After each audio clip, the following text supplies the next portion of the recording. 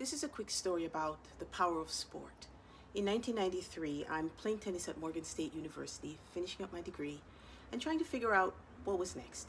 I had a vague desire to continue playing my sport, but I also had a very real knowledge that I needed to find a job and support myself. Anyway, that summer, I was still training and playing competitively, but mostly local tournaments.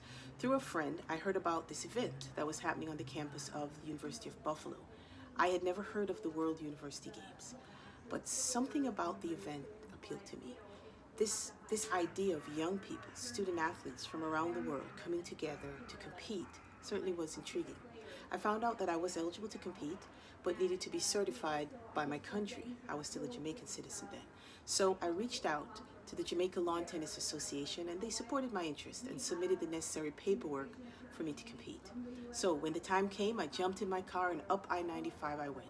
I swung through New Jersey, I picked up my childhood coach Paul Rose, and we drove up together to Buffalo. I remember getting there and finding our housing in the dorms, then going out to warm up and get some practice. The atmosphere was incredible. So many cultures, so many languages, and I found myself feeling at home, like I belonged among this great mix of young people. I was proudly wearing my black, green, and gold, and I played hard, but I went down to the #1 seed from China. And as I gathered my rackets to walk off the court, a young kid walked up to the fence and she had a tennis ball and she asked me to autograph it. And I thought, even in a loss, I have a chance to impact someone else from somewhere else. So years went by and I never thought much about the World University Games again until in 2007, while I was working for the NCAA, a group came before the Board of Governors seeking funding support, and they were describing this great international event for student athletes. I remember sitting there in the meeting thinking, I know this event. I played in this. I was there. So after that meeting, I went to talk with then NCAA Vice President Tom Jernstedt, and I told him about my experience and that I wanted to be part of anything that we would do with that group. So fast forward again.